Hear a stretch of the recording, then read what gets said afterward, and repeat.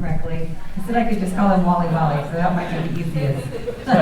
Formally, it's Omowale Adewale, is that right? Is that right? Wale? I love it. It's like a cool rhyming name.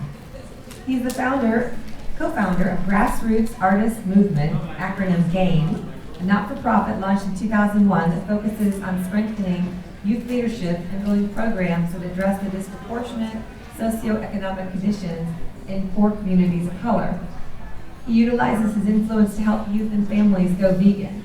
He's also a championship boxer, MMA fighter, track and field collegiate gold medalist, accomplished bodybuilder, certified boxing coach, and fitness trainer in New York City. Wow, that's amazing. What a cool resume.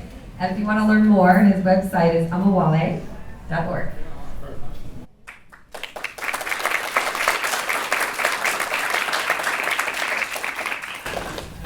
Hi, everybody. So before I start, I always tell my kids, don't go into boxing. Okay? It's a hurt business. It's literally called a hurt business, a hurt sport. Okay, so my ear, we gotta talk loud. If you want to really interject something that is so important that it cannot wait till the end. Okay? Because my ear, I got hit really hard in a big fight, and it's a 6-ounce glove. So the impact is a lot heavier than, say, heavy gloves, right? So I still recover from that. So don't fight. All right. That's the best way to get that home. All right, so, okay. So much of my work, these are my kids in the background, okay? And much of my work has been helping people to go vegan, right? So I would do a lot of the vegan circuit and kind of educate people on what are some of the steps in terms of what can they eat and what kind of fitness training can they get involved in. We'll talk about that a little later, okay? But right now, I really want to kind of connect folks. I do have a book that's coming out, it's Veganism, and it's an intro to veganism and agricultural,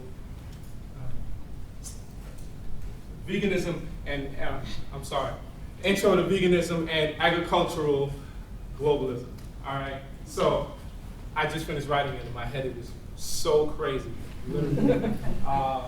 So bear with me. All right. All right. All right. So these are some of the proteins. So much proteins that I wrote protein twice. That was the accident. Takes you to know. So I'll make quite a few accidents, but we'll clarify. All right, so people familiar with the different vegan aid, okay, in terms of vegan foods, what can they actually account on? Let's go into greens. First off, we're talking about spinach, mustard greens. Any of these foods that you eat, any other greens that high protein? Anyone know? How many people are vegan in here? Okay, so I'm talking to the choir for the moment. Anyone who's not a vegan? Raise your hand. Those who are usually not when you take hand up. So go ahead. Okay, so this is my kids. So usually I'm hands-on. Doing the discussions and running around a lot is usually pretty tough. So I'm usually trying to get hands-on and get my kids into actually growing their own food. All right, I think that's very necessary, right? How many other folks, they grow food? Gardens, farmers? Any farmers in here? All right. Okay, so that's my daughter, Ainsley, for Aziza, and Aziza's Rain. All right, 13. All right, so grains. So people familiar with brown rice, freekeh, quinoa, right? Anyone? It's not new to you guys, right? So this is interactive. I'm sorry I'm asking you guys questions. All right, so I understand when you it's real crazy in my ears. I'm a little discombobulated. You know, when I hear you, I'm like, wait, the laugh probably started like 10 seconds ago. I'm getting it until now. All right, so steel cut oats. All right, I actually eat steel cut oats pretty much, every time in the morning, or rolled oats. I think it's important to get that into my diet. That's an excellent plan to kind of start people off in terms of having the right amount of nutrients in terms of vitamins and minerals, right? quinoa, protein, all of these are protein. Legumes. Anybody familiar with any other legumes? Oh, yeah. Yep. Can you name some? Like legumes, like any kind of bean. Yes, So, beans. yeah, beans, things like that. Yeah. Yes, peas as well. Peas, green peas, split peas. All right. Also, soybeans, which is pretty controversial. I need to talk about it a little bit later on. Zucchini beans, maybe you might be a little less familiar with zucchini beans or mung beans. Nuts and seeds. Very important to get into our diet, I believe, in terms of omega-3s and omega-6s. All right, so going forward, alternative meats. This is some alternative meats. Anybody against alternative meats? Let's have a discussion. All right, we're going to have some people. But some people why? I think it's junk food. It's junk food. I tell you, to be honest with you, I've never had it, and Okay. I just don't like the way it looks, and I just think it's junk food, and I just think it's just I've never had it. So Or I it's a really- transition food. I don't. It's not even a transition food for I've you. been raw for 3 years. I never needed that kind of transition. That's awesome. I give a hand clap for that. Good, good. Yes. I do eat all of it, guilty, but somebody told me that they took some, like, I won't name the vendor who makes the product, but one of those products, and they put it in the compost, Yeah. and it took like 3 weeks or 4 weeks to break down, like it would not break down, so that really alarmed me. And so, What's in there? in 3 weeks, typically, how long would it take to break down? Well, 'Cause I'm it wasn't composting just- right now. It was like a name brand product made of, Yeah. probably seitan. Okay. So, So it's processed. Like, I mean, seitan is a good example. Anybody know how it's processed or how it's made? Wheat gluten. Wheat gluten. Water. Yeah. It's a wheat gluten. Right. It's wheat gluten, right? That's the protein, right? That's the protein. Yeah. I can tell you Danielle, how my it's- friend. I can tell you how it's made. Yeah. When you have flour, and you make a paste, when you make a doughy paste, you can hold it under water, and all of the starch will wash away, and what's left is that stretchy wheat gluten, which gives your bread the stretchiness. And so then you take it and you shape it and you boil it in some broth, and that's what gives you seitan. Okay, she just gave you the whole recipe. Okay, I'm gonna rub that down. And throw some seasoning in there too, right? Yeah, you can. All right. So I make it, I love it, but I love to hear people say that, I don't want that, I'm good with these nutrients that are very basic, these crops that come up. I can eat these foods, right? And I can keep them raw, right? Is that what you're saying? Well, I'm gluten intolerant, so I haven't eaten gluten for 5 years, so I don't Okay. eat a crumb of gluten. Do you have celiac? You have celiac disease? No, I'm just Okay. gluten. I have an allergy to gluten. Is it covered? But I have a gene. I was walking around Whole Foods the other day, and first of all, I don't have any idea how this fake meat is made, but I walked around Whole Foods and I looked in this package, and it was this hamburger floating around in this liquid, and I'm like, people eat this? So I first of all, know that I know nothing about that, but to me, it just doesn't look appetizing to eat. Okay. And I read the ingredients, and I was like, no, this is junk food. Fair enough.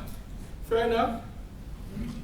Okay, so let's get to some of the reasons why people do become vegan and why I think it's a necessary step.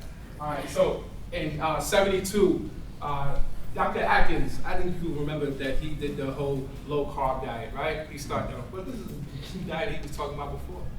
The high fat diet. High fat diet. Can you believe that now? High fat diet. Actually, he was saying that to address cholesterol and heart disease. He made it. Okay, in the story. So for 90 years, we've basically been dying from heart disease and cancers. And heart disease has basically been number one, which everybody's familiar with, right? You all know this. Okay? Cancer being, breast cancer being the main malignant causing cancer that's killing most of us in terms of all cancers, right? And and then WHO, the World Health Organization, just released last week. Anybody want to kind of educate people on that? I know you all have to do that, right? They equated the processed meat with smoking. Right. Right. So basically, they created the same thing. So it's like whether you're smoking cigarettes or eating meat, you know, like you're gonna get cancer. Right. So what more else is there to say? Okay, I'm done. All right.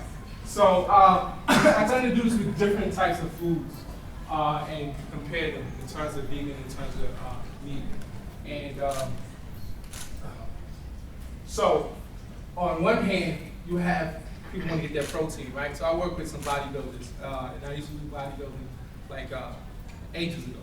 And I was a teen. So I made it sounded so impressive, but I was doing it when I was a teen with other teens. And so people would eat meat, right, to get as much protein as necessary and get their iron, right? And so people usually feel that, you know, get iron from meat and vegetables, they don't have any protein, nor do they have any, iron or protein.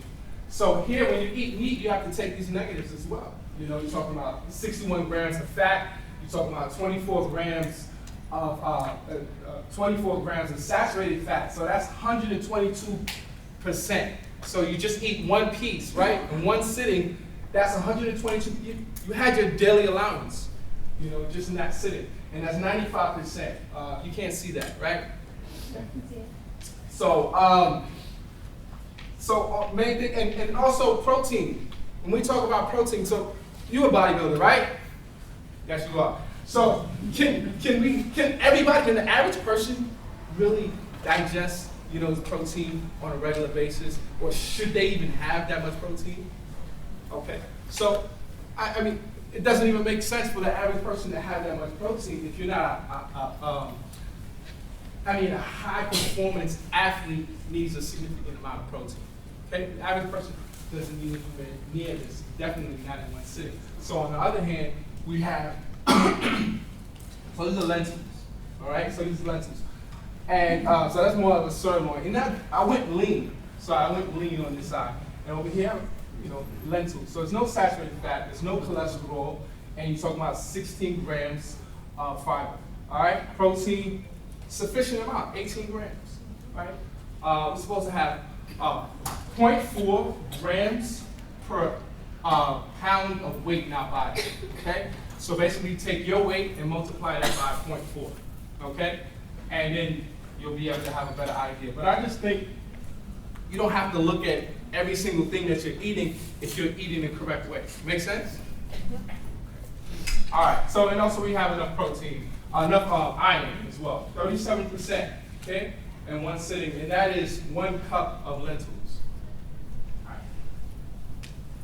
Okay, so I usually do this, especially people that I train, and they'll say, you know, create me a juice, or people who want to lose weight. So right now, so I've lost a lot of weight because I'm going into another weight category in terms of MMA, right? So I'm going down to 155. So I actually had to drop like 15 pounds in a month, okay? Athletes do this because they're crazy. But they do this and they have a system of being able to do that. Anytime you're in we call it the fight game, there's certain protocols, certain ways that you can bring your weight down. Now, this could be dangerous, you know, if this is not something that your body's accustomed to or new to, and it usually should be done in a certain way. So there's two different things. Cut weight and detoxing is very different in terms of how we do it. And this is a lot of this was trial and error over some years, and working with different folks who are fighters and nutritionists. Coaches, all right? So you can take this information, but this juicing is twice a week. You know, when we're juicing, we tend not to think that, or we tend to think that we're flushing everything negative out of our system, right? But we can flush out a lot of vitamins and minerals. Anybody ever juiced and was doing a raw juicing or juicing for like 30 days and then they felt weak? You raise your hand. I can say something. Okay, some people exist. Don't hide. I know it's more than that. Because everybody, I mean, because it sounds beneficial, which it is, you know. But at the same time, you can't continue to just juice and juice and juice. There's certain foods like lemon and lime, and also juice that I have over here that will flush a lot of the nutrients that we need, the beneficial nutrients that we need, and not just the toxins. Okay. So we want to aim for the toxins, but we don't do it on a regular basis. So I never actually tell clients or work with fighters and say, just juice every day. You know, no, I would like to incorporate some food into it too. We're going to break down your food, we're going to monitor that. You've seen lentils and other plant-based foods. There's no cholesterol, it has low fat. So why do we want to take out every single thing? And we just want to take out the toxins and not address and decrease the muscle. So we don't want to decrease muscle at the same time we're trying to decrease the toxins and take those out of our body. And this is some of the things that I had to learn because I had hypertension, right? When I was vegetarian, I've been vegetarian. I was vegetarian for 20 years, then I became vegan 2 years ago. I can get a hand clap. It's fairly recent, right? When somebody was telling me, like, I mean, you could have just been vegan the whole time. Very true. And I wasn't eating eggs, you know, and then I wasn't eating milk. I wasn't drinking milk. But I was having dairy products, and I wasn't really looking at the packaging. The casing is in there, all right. You know, having, you know, some things had whey in it, so I wasn't vegan. So I was still vegetarian. But that was the route that I took, and I actually learned quite a bit. That people, as they progress, and so when I'm talking to other vegans, one of the main things I try to point out is I don't want to rush and beat people over the head to become vegan. Like, you need to be vegan right now. Because a lot of times it does not work. It just does not work for a lot of people. You know, people come to me and they gravitated based on results, based on, you know, what I'm doing, based on what I've been doing with someone else. A fighter might go and, you know, and say, oh my goodness, listen, I have fighters, literally fighters who want to keep muscle. They want to increase their performance, want to go vegan. No, it's not necessary for me to go and beat them over the head. Okay? Just show them the information and say, listen, hey, try for 30 days. You know, try for 30 days. You know, you're going to be vegan. People come and be. Last year, I actually did a Go Veg campaign, and I was just helping people, and then people was just calling me different countries, you know, and waking me up, you know, and, you know, they email, any way they can. I have my number out there, you know, text me, you know, everything. You know, I can't do that more than 1 year because it was a lot, but I think it was very necessary. There was so many people, it was chronicled, so many people that actually became vegan due to that, because it was like, wow, there's no, you know, there's no reason. It's not necessary to have vegan, okay? I see some people that was jotting some of it down. Y'all have the information? Stop. Yes. So, are you saying that you recommend that this is like a permanent thing, like you detoxify once a week and then incorporate? Are you saying that this should be like a 30-day deal to juice, or does it depend on what you're juicing for? Like, how do you? That's an excellent question. I think first I would say consult your doctor, you know, with the information I'm going to give to you. But when you're detoxing, and I think some people just detox on regular. I never say detox consistently. You know, we don't just detox because it is flushing out your system. Like if you look, detoxification is, you know, it's not just taking out toxins. You know, any detox, you don't detox every single day or on a consistent basis. So I would say to address illnesses, detox. You know, to address this. But there needs to be, I would say, you know, 30 days is a nice round number, you know, to stop with this twice a week. Just twice a week. You know, it's not even every day, you know, or even every 2 days. You know, so does that answer your question? So do a detox for 30 days, and then after that, the maintenance part of it would be to juice twice a week? This is especially if people are going vegan. Oh, especially. Okay. But if they're already vegan, then what? If they're vegan, I mean, especially, but it is for vegans too, as well. Because, I mean, the doctor was talking about earlier, You know, that's people what was this side? Kind Yeah. of junk food side? Yeah. Junk food. I was like one of those junk food. I heard somebody say that one time. I was sitting down. This was so many years ago, and it was like this junk food vegetarians. I think I had to get up and get my stuff and get out of here. You know. But in any case, but it's reality. I think it's true that you know, we might eat some junk. I mean, in New York, I'm New York. I don't know if you can tell by the way I sound. But in New York, so they have some restaurants, and I remember going in there. It closed, but that has no bearing on what I'm going to say. So it was a great restaurant. You know, so it wasn't called by the health department, but it was called Food Swings. Anybody heard of Food Swings in New York? Been to? All right. So there's stuff in there, and I asked them questions, and I remember having a conversation with the woman. I can't remember verbatim, you know, exactly what she said, but she essentially said, "This stuff is not healthy." You know, I'm like, it's all vegan. That's what I want to know. You know, yeah, it's all vegan, but this is not healthy. You know. And the stuff did not look healthy, you know? It looked like your regular, you know, fast food, you know? But it was a great thing that was vegan, you know? So I know some people probably still love that, right? How many vegans still love that? Once. Right, exactly. Don't be ashamed. Because I wasn't. You know, I was sad that it closed, but I think it was one of the best places. It stayed open to 12, 1 o'clock in the morning. That's ridiculous. Name me a store.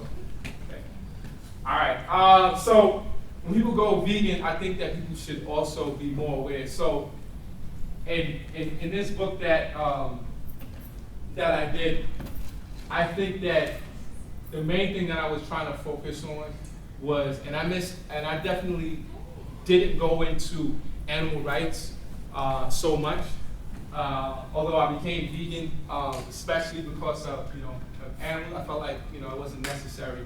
You know, before it was like a secondary. It was a secondary thing. When I became vegetarian, it was for health, and secondary, you know, because the animals are like, wow, not people basically are eating parts of animals and exploiting them for no reason, you know. So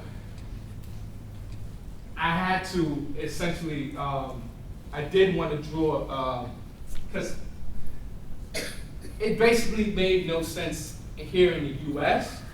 when you're talking about, say, other countries, right? Because people address animals here, but you don't address animals in other countries, right? In terms of animal rights activists. And I think that's kind of the disconnect. There's some global and international organizations that do so, but I think that who do you think is lugging and hauling your vegetables, your fruits, right? You know, agriculture is a whole big, you know, system. So everybody's a part of that, you know. And so I think it was a little tough to kind of get that in there and at the same time kind of drive what my experience is and veganism. So, but I wanted to get that out, and I think the best way to actually do that was GMOs. And so we're talking about even so much more. Before, if you thought the demand before was ridiculous, now the focus now on GMOs. What would you think the percentage of GMOs are in this country? Well, corn and soy is like 100%. It's like 100%, right? But when you're in your supermarket, we really don't know. We're like the only country that doesn't know. We're like the only country, industrialized nation, and there's other developing countries that have labeling laws. We don't even have a labeling laws. New York, I mean, U.S. is just is laughable. It's almost like they're saying, it's like the government officials are saying, just buy the food. Just buy the food. Shut up and buy. Put a label on it for what? What is healthy? You look, give me money, and that's it. So 50% of the U.S., I mean, you can all see this, right? All right, so you don't even know about GMOs. So people don't even know about GMOs. This is not too long ago. Either you know about GMOs or you don't even believe that they can actually like give you fake food and you eat it. Like, that's crazy. That sounds like something out of a sci-fi movie. Like, no way they're doing that. So this is a poll that was done. So in 2002, this is 2002, this is over 10 years ago, 60 to 70% of everything in your supermarket, right, that's edible is GMO. That's crazy. This is 2000, that's 2002. So, between 1988 and 2004, the U.S. made $27.5 billion more, okay, on soybean GMO alone, okay? Just on soybean. And so this is where the problem is, and actually in my book, I address what is the real issue, and I wanted to look at for myself, because I know I'm a person who eats soybeans, right? And I actually grew soybeans, right? And to a particular time before I grew them, I wasn't really sure exactly what's the difference between edamame and soybeans. Wait, first they say that edamame is soybeans, and it's, but they got a different color. Like, how can they be the same? One is green and then one is white. Well, edamame is actually the stuff when it grows. That's it in its very immature stage, right? So you can pull that off and you can eat it, right? And then when it starts to mature, it starts to get very hard, and then that's the soybean that you usually see, the yellow, okay? It's inside, and it blew my mind. Maybe some of you knew this, but it blew my mind. I love edamame. I still do. All right, but anyway, so GMO surveillance programs even found 4 pigs being tested for the market. So what's crazy is, and they tested this, they were looking around in the US too, which is, I don't even know if they can actually do that. That's crazy. How did they get away with that, I guess they don't have to fly in, because I'm thinking in my head, maybe, the US would be against this. Of course they're against this, that they actually can see what's going on. So it's not because it doesn't violate any fly laws, right? So in any case, what's ridiculous is that all the other countries, they're actually spying on the US. They're trying to find out what the hell are they going to send us next. They're sending all these GMO products out everywhere, okay? They have India, okay, so they have India committing suicide, farmer suicide. These are farmer suicide, 250,000 within 16 years. It's a huge issue. You can see the movie, The True Cost. It came out this year earlier. Anybody seen it? It's an awesome movie, right? So check that out. And what's important to know that when people see force, like, how are they actually forced? Right? How are they forced? When you hear aid, right? You hear that Africa got aid, or you hear part of Southeast Asia got aid, or Latin America, and these developing nations got aid. You think that they're getting this money and they're keeping it. They're having the money. Actually, they don't get the actual resources. What happens is the aid flies over to a U.S. business, and the business essentially gets the trucks that are for these farmers, or gets the seed, which are GMO seeds, gets the land, GMO seed, everything, or anybody, or folks who are in the government, or anybody who is an actual investor. The farmer doesn't get the money, so we get these resources, right? And it's supposed to use capitalism essentially to usher in change. So they've been doing this for years, and there's been no change, right? 2015 was supposed to be the year of no more starvation. Okay, so this essentially is, so while that's happened there, we're getting sicker over here. GMOs are coming in, they're making a lot of money in the US, and this is affecting folks there. So I want to make that connection, all right? So in March just of this year, they had 1,000 Brazilian women workers, right? And so they went to the laboratories and they destroyed eucalyptus GMO, okay? I should give a hand, that's a hand clap. So essentially, before it can get to you, before it can poison you, okay, They destroyed it, and they did actually like destroyed the actual genes, like the stuff, and they were really sad. And the scientists were like, "Oh my goodness, I can't believe it." Nobody was hurt with it. Not one. I want you to research that. That happened this year. You didn't get any news about it, but you should look. But these are the top 10 GMO companies. Everybody knows Monsanto, but these are billion-dollar businesses, and it's going all over the world. So when people do become vegan, what's going to essentially happen is, and people are going to become vegan, because it's not just the pigs that are being tested. Everything is going to be tested, because right now, if the FDA already said that, hey, GMOs are okay, why are they not going to make animals? Why would you think that? Why would you think that? They're already doing it right now. So my book goes into that. If they're already doing it for vegetables and fruits and nobody's stopping it, it's definitely going to happen with animals. All right, so don't be sad. There's solutions. You got a question? Yeah, but there's no labeling laws for the GMO situation. Yeah. Can you trust the products that say non-GMO? I actually don't want to get into that too much because it's scary. So I'm gonna say read my book. I don't want to put everything out here because then you're like, oh my goodness. You know. Excuse me. Yes. I came in late, just came in like 10 minutes ago. Yes. Of course, I've heard about GMOs, but what is scientific evidence of their harmfulness? You really have to look at my book because I documented in there, and forget I documented. Greenpeace has been doing this for like a very long time. That's just one organization that I'm telling you about that you're familiar with, right? People are familiar with Greenpeace, right? It's all over. It's global. But I think we need scientific sources. But there has been science. There's nothing but science. If you look at True Course, if you look at the film, The True Course, and they actually, Yeah, The True Course. It's a movie? Yes, it is. It's a documentary. It's a documentary. And so what it goes on to, and what a lot of the research says, is that they're cancer causing. And so you won't find this happening. This is what they've been trying to say for years, that you will not find this happening until another generation.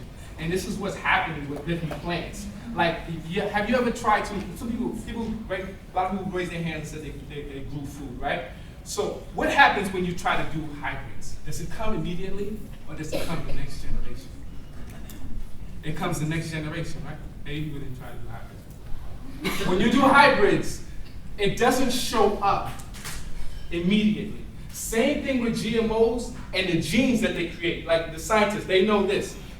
It shows up, it takes on the gene. People know how GMOs are actually created. I'm going to try to do it. So basically, they take bacteria that's supposed to, from the DNA of some certain bacteria that it wants to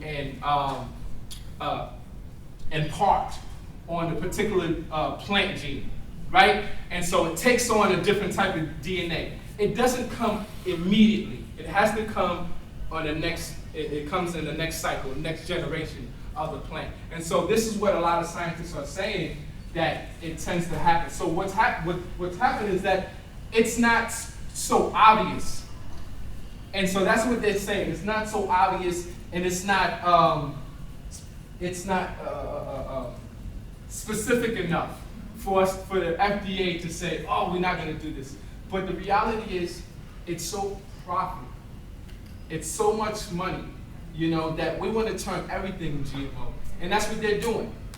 They want to turn it. And there's a lot of farmers. There's actually a lot of farmers. I don't want to sound like there's not people, there's no one in the U.S. that are speaking about it. There's farmers that are talking about this on a regular basis. They're being taken to court for saying this, but also because you heard before that if certain pollen, if GMO pollen comes into the field, there's no non-GMO pollen that can actually prevent it from taking over.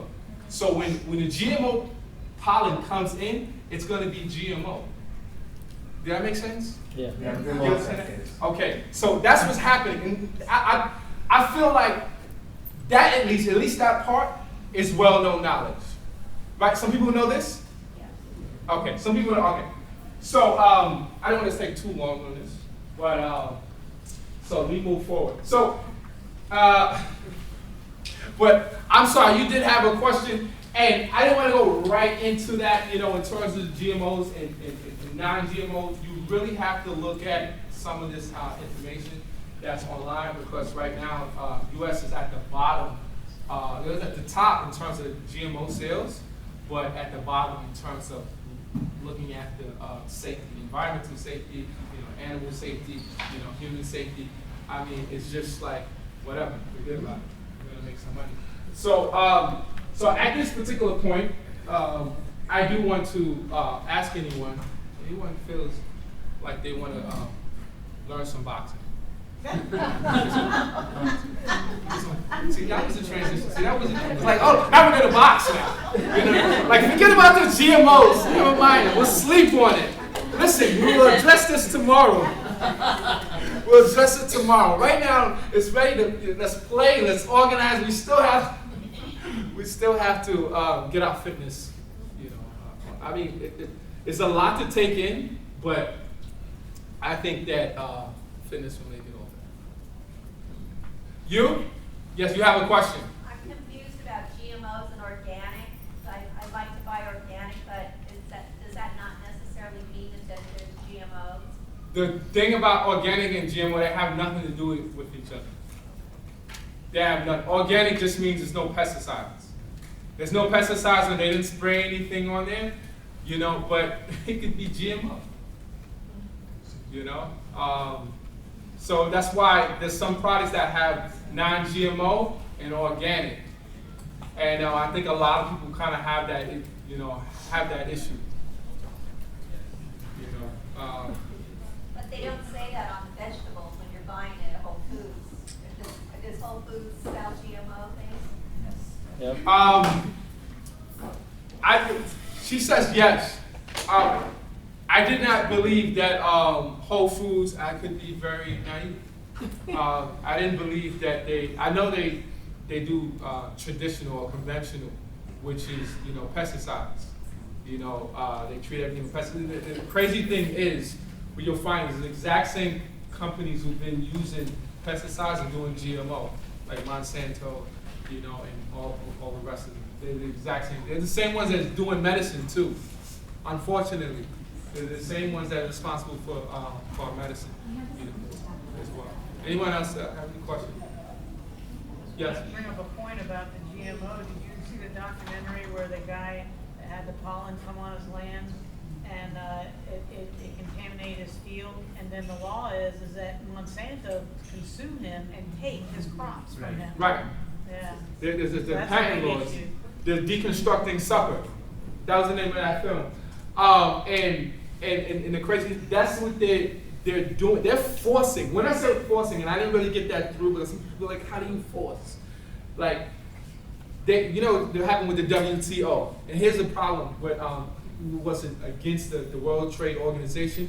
They had in there, and they've been working on that for a long time.